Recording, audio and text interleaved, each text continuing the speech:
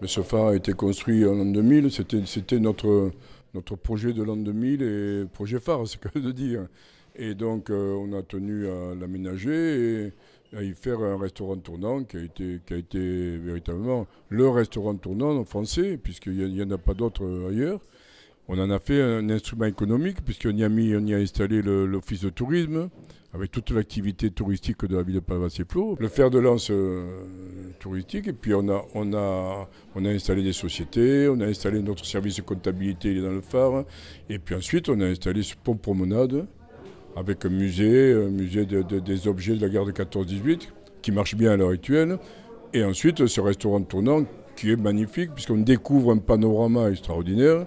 Et donc tout cela a coûté quand même des sous à la commune, et nous remboursons des emprunts grâce aux recettes induites sur tout, et notamment le phare. Donc si le phare ne paye pas, c'est les habitants de Palavas-les-Flots, les contribuables, qui sont obligés de payer.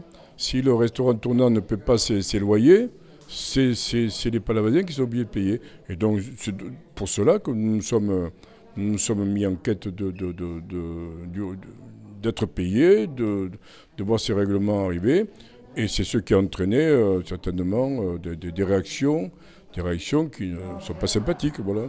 Oui, le nombre de personnes qui viennent au phare est important, puisqu'il s'agit d'une centaine de milliers de personnes. 100 000 personnes, c'est quand même quelque chose de conséquent.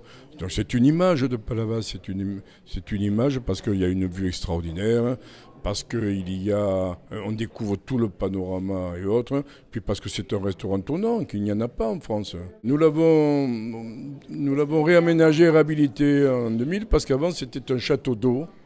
C'était un grand château d'eau qui avait été construit en 1943 et dont nous n'avons plus le besoin puisque nous avions construit un surpresseur.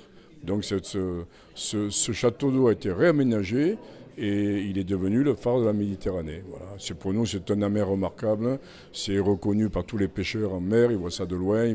Ils font des repères pour pêcher les poissons et ainsi de suite. Donc c'est quelque chose d'essentiel pour la ville de Palavas-les-Flots et pour son port de pêche.